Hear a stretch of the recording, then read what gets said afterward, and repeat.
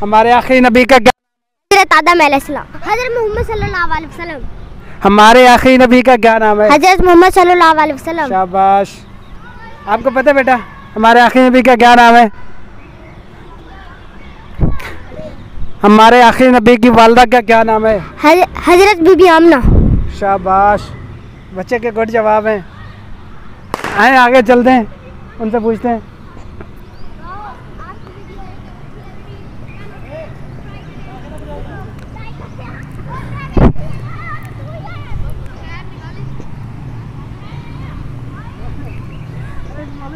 हमारे आखिरी नबी है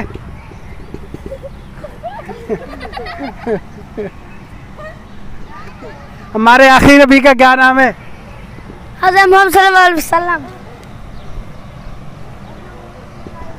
हमारे आखिरी नबी के वालिद का क्या नाम है?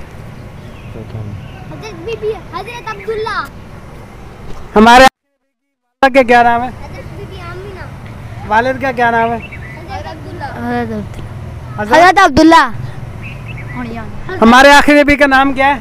हज़रत अब्दुल्ला। हमारे आखिरी नबी का नाम?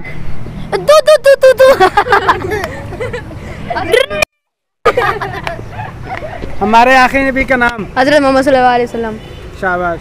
हमारे आखिरी नबी का नाम? हज़रत मोहम्मद सल्लल्लाहु अलैहि वसल्लम। हमारे आखिरी नबी का नाम?